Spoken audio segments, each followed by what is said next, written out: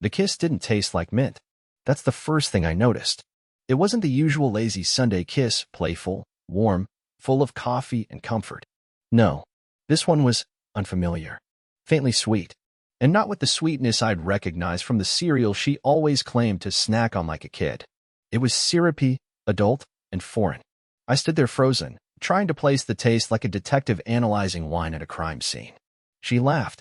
"Why do you look like that?" she asked, brushing past me toward the fridge. Did something die in here while I was gone? I should have said something. Instead, I pointed at the sink. "It's the sponge. I think it's rotting." She didn't care. She was humming again. Something off-key. Something that didn't fit the room. Then came the buzz. Her phone vibrated against the marble countertop twice, like a warning I almost didn't hear. The screen lit up, face up, bold as brass. I wasn't trying to look. I swear on whatever's left of my self-worth. But it was there, glowing in plain view. A message from a contact saved under the name, Service Pro Heating. Yeah, Service Pro Heating. Because apparently, the HVAC guy now sends heart emojis and writes things like, "Can't believe we pulled that off right under his nose.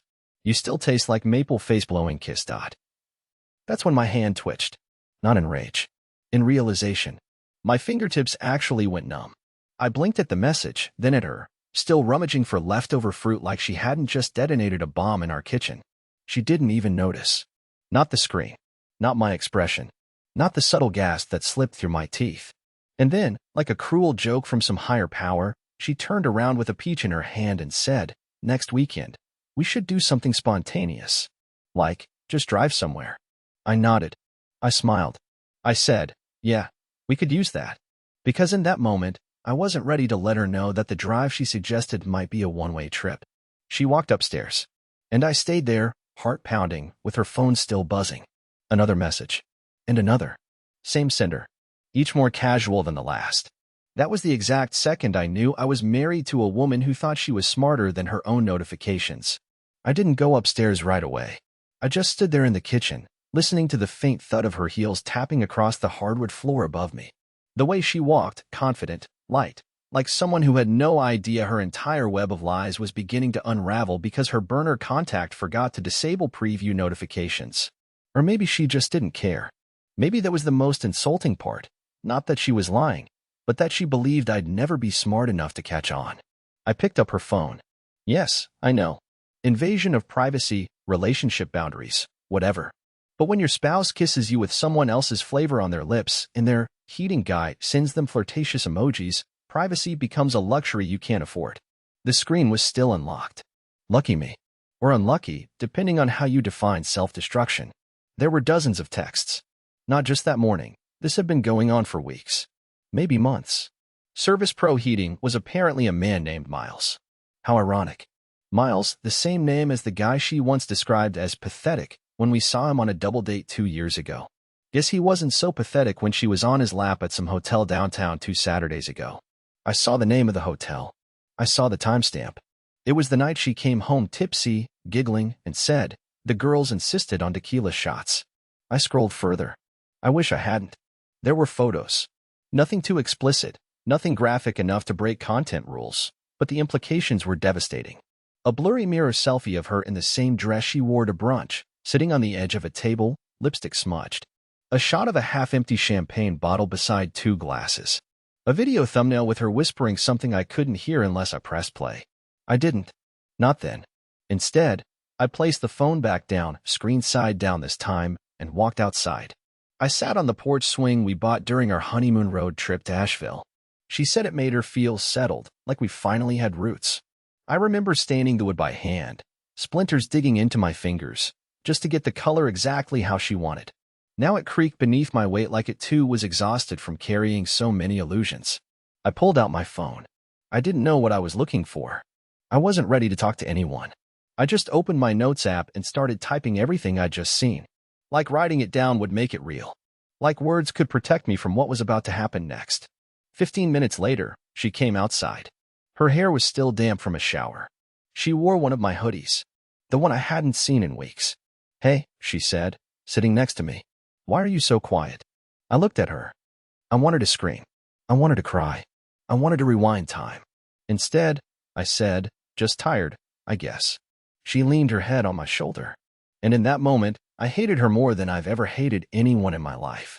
But I also hated myself for still loving her. She sighed and said, "You smell like coffee and sadness." I didn't reply. Because how do you explain to the person who's betraying you that you're too weak to confront them yet? That you're holding off not because you're calm, but because you're waiting for one final undeniable piece of proof, something you can slam on the table without fear of being gaslit again? The notification was a spark, but I needed a fire, and I knew exactly where I was going to find it. I didn't sleep that night. I lay next to her, our backs barely touching, my body stiff and silent while hers moved with the easy rhythm of someone at peace. I could hear her shallow breaths, the occasional shift of her legs under the blanket, the soft sound of her nails lightly scratching her scalp. She had no idea she was lying inches away from a man who knew almost everything and was about to find out the rest. At 4:23 a.m., I got out of bed. I didn't bother tiptoeing. If she woke up, I pretend I was thirsty. But she didn't stir. I took her phone from the nightstand, not because I wanted more pain, but because I needed clarity. Pain is chaos. But knowing gives you control. I sat on the bathroom floor with the fan running so the light wouldn't seep into the bedroom. The tile was cold against my legs, and my hand was shaking so badly I had to rest the phone against my knee just to scroll. What I found wasn't just betrayal, it was a full-blown second life. There was an email app I'd never seen before. She must have downloaded it just for this, an account under a different name. Not her maiden name. Something random.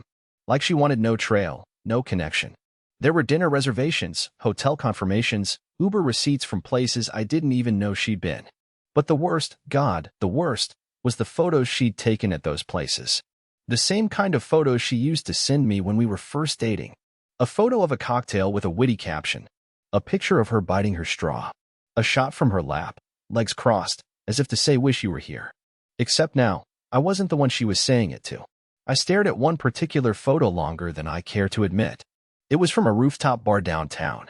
She was smiling, no, glowing with the skyline behind her and a man's blurry shoulder just barely in frame. The timestamp was from 2 Thursdays ago, the night she told me she was stuck late prepping slides for a regional strategy meeting. That was the night I ate leftovers on the couch and fell asleep to the sound of her hard-working voice on speaker, mumbling about deadlines. That was the night she sent me a goodnight text that read, "You're my everything." I laughed. I actually laughed out loud right there in the bathroom. But it wasn't a normal laugh. It was a hoarse, cracked, guttural sound. Like a part of me had finally snapped and didn't know how else to respond. I knew then that I couldn't just let this sit inside me. I needed to do something. Not scream, not fight, but act. Quietly, cautiously. I needed to see it unfold with my own eyes. So I made a new email. Signed up for a throwaway dating profile on a generic, sketchy app. Uploaded a blurred stock photo of a man in sunglasses and a hoodie. I listed a fake name, Braden, because it sounded harmless and non-threatening. I set my location to within a few blocks of her office. And then I swiped. I swiped for hours, looking for her. And I found her. New name, new photo, new lie, but unmistakably her. She called herself June. She said she was figuring things out and not looking for drama. The bio said, just someone who appreciates honesty and spontaneity. I wanted to punch something. Anything. But I didn't. I just stared at that profile like it was a cursed mirror, and I'd finally seen what had been growing behind me this whole time. I swiped right. She matched with me in less than 2 minutes. And then she messaged first. My fingers hovered over the keyboard. I could feel the veins in my hands pulsing as I stared at the message. You look familiar. It was her. Flirting with a stranger. Not cautiously, not subtly, but confidently. She sent a wink emoji to a ghost. A fabrication. Me. I waited 5 minutes before replying. I didn't want to look eager. I wanted to act like Braden would act, detached, cool, maybe even bored. So I wrote, "You probably saw me in your dreams." Cringe. But it worked. The dots popped up. She was typing. "You're bold." I like that. The bile climbed up my throat. I stared at the screen, watching her build a fantasy with a man she didn't know. A man she believed would never ask her about her job, her husband, or the fact that she still wore a wedding ring around people who mattered. I played along. I fed her lines, tested boundaries. She passed every one.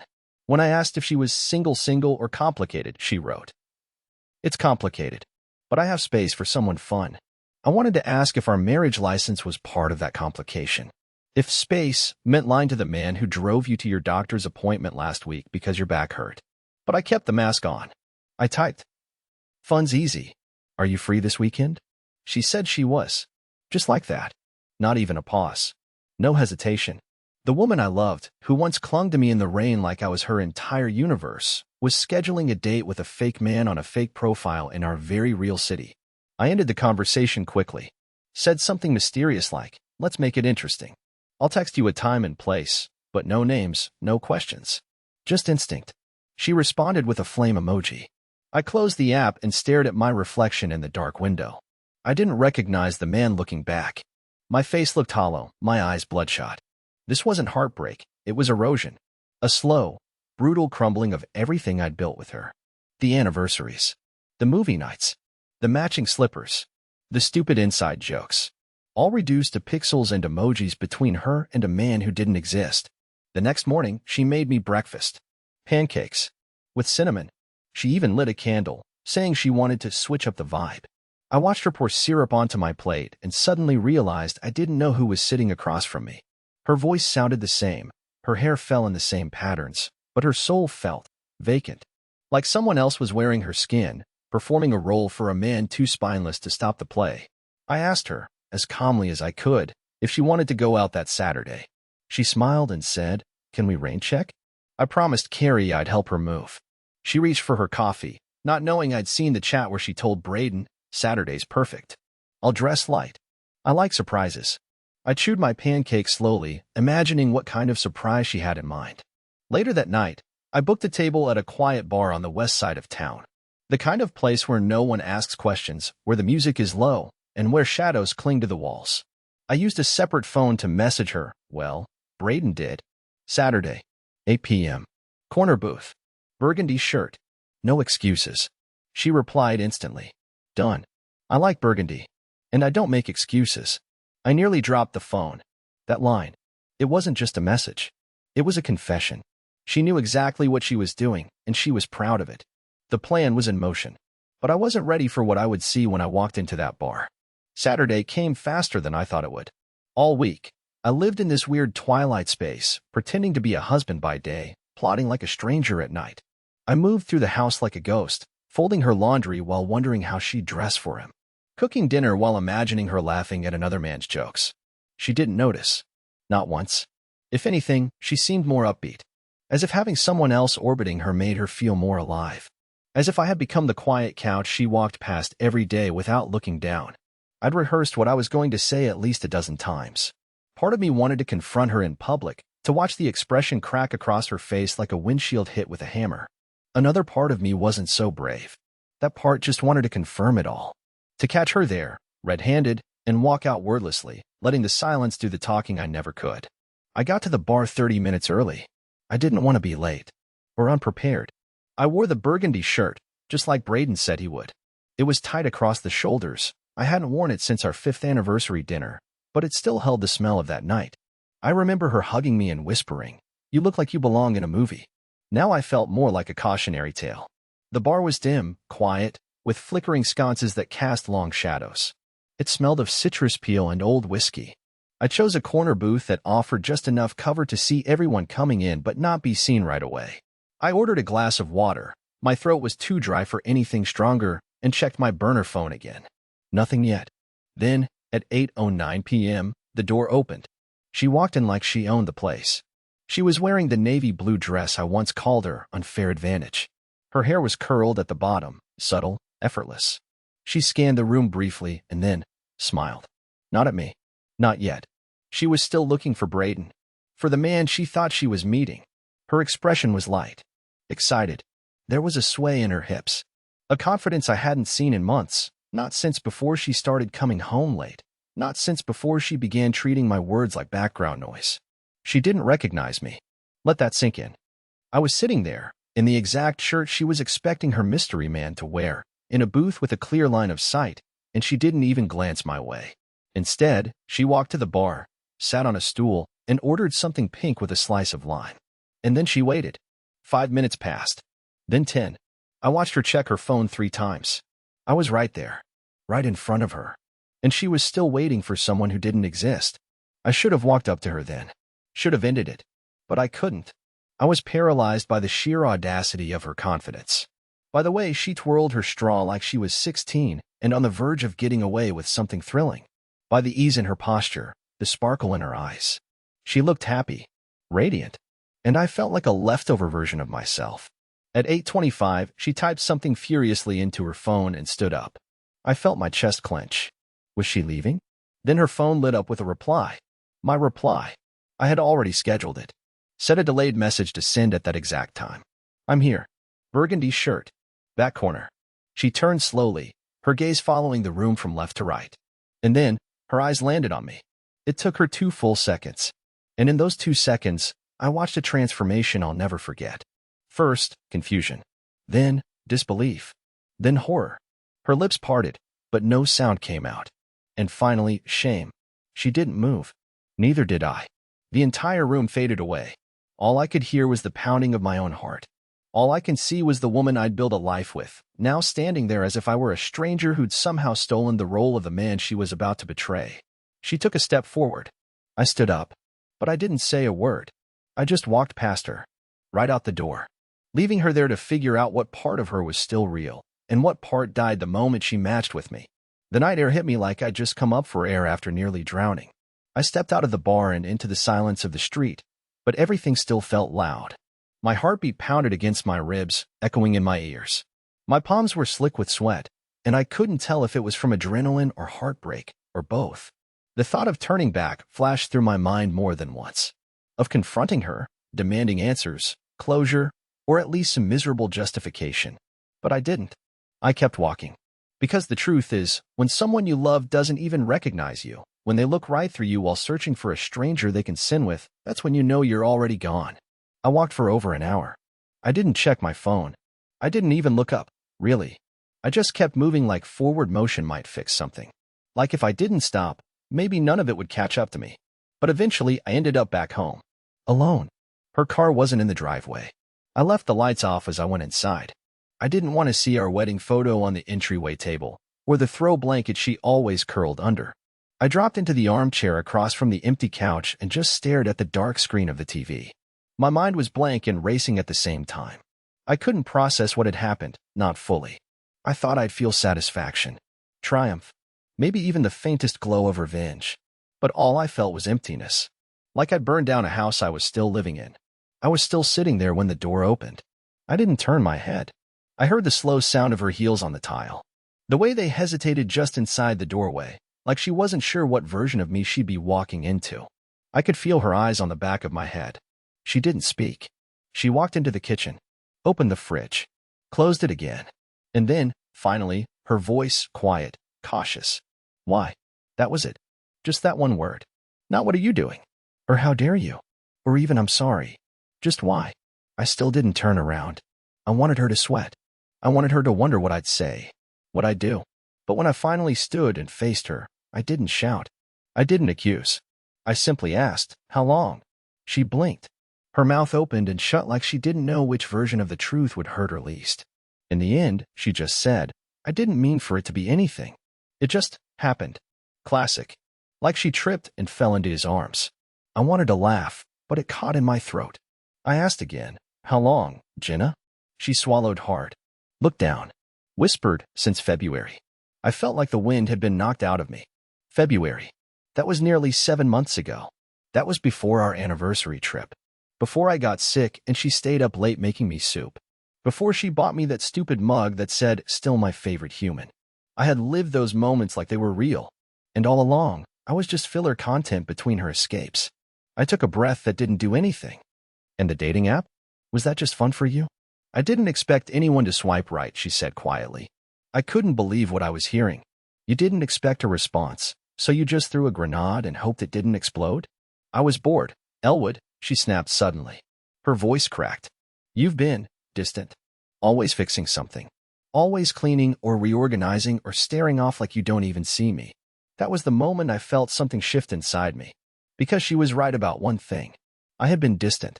But not because I didn't see her. It was because I didn't want to admit what I saw. She mistook my silence for detachment. But it wasn't. It was survival. It was me trying to keep things steady while she shook the ground beneath us. I nodded once. Just once. Then I walked past her and headed for the stairs. "Elwood, please," she called after me. "We need to talk." But I just said, "We did. You just weren't listening." That night, I didn't sleep in our bed. And the next morning, I made a phone call that would unravel her world faster than she ever expected. I didn't call her mother. I didn't call a friend. I didn't even call a lawyer, not yet. The person I dialed was someone Jenna never thought I'd reach out to. Someone she thought I'd never even remember. His name was Theo. We hadn't spoken in years. He used to work with Jenna at her previous firm, back when she still brought lunch from home and looked at me like I was the only thing that made her day bearable. Theo was different. Observant. Quiet. I remembered how he once pulled me aside at an office party and said, "You know, she's the type of person who tests fences. Not because she wants to leave, but because she wants to know someone will chase her if she does." At the time, I thought he was just being philosophical. Now I realized he was giving me a warning. I found his number buried deep in my old inbox, from a group chat Jenna had started for a ski trip I'd backed out of because I got the flu. I texted him first. Just a simple message. "Hey, it's Elwood. Can we talk about Jenna?" He replied with a single word. "Call." The conversation was quiet. No drama. No accusations. Just two men who had once stood on the sidelines of the same hurricane, comparing notes. Theo didn't sound surprised. In fact, he sighed halfway through the call and said, "I always hoped she'd stop playing with matches." And then he told me something that chilled me to my bones. Miles, the man she had labeled Service Pro Heating in her contacts, wasn't a stranger from an app. He was someone she had met at a management seminar in Denver 6 months ago. A guest speaker. A divorced corporate strategist with a reputation for mentoring newer female hires. Theo had seen them talking too close at one event. He'd even asked Jenna about it later, jokingly, and she laughed it off. But now, in hindsight, Theo believed something had started that very night. That meant the affair had roots. Planning. Effort. It wasn't just spontaneous betrayal. It was deliberate, nurtured disloyalty. I hung up the phone feeling like I had just discovered the final nail in a coffin I hadn't realized I was building. Downstairs, I could hear Jenna moving around. She wasn't singing anymore. She wasn't humming. She was quiet. Calculating, maybe. Wondering how far I'd go now that the mask was off. I didn't say a word to her that day. Not when she asked if I wanted coffee. Not when she offered to talk. I just gave her silence. It was the only language she'd never learned to read. That evening, while she was on a video call in the bedroom, likely pretending to be fine to whoever was still buying her act, I took her laptop. She always left it on the kitchen counter when she made tea. It was open. Unlocked. It was time to see who the real Jenna was behind the browser tabs and bookmarked recipes. Emails.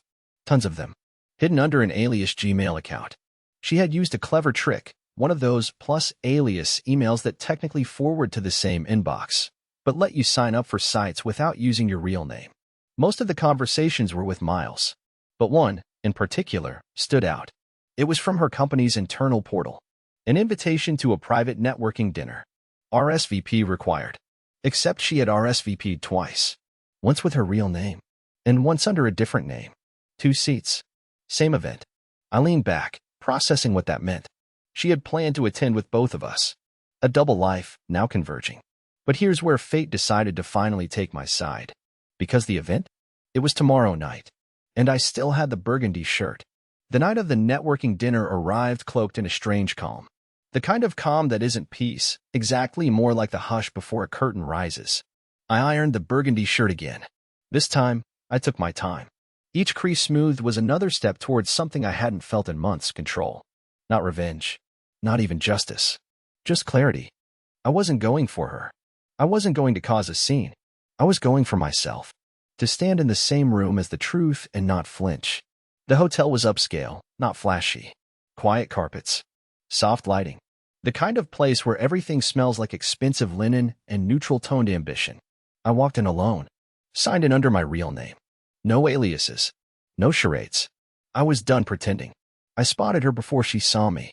She stood at the far end of the reception hall, talking to someone in a navy suit who laughed a little too hard at whatever she was saying.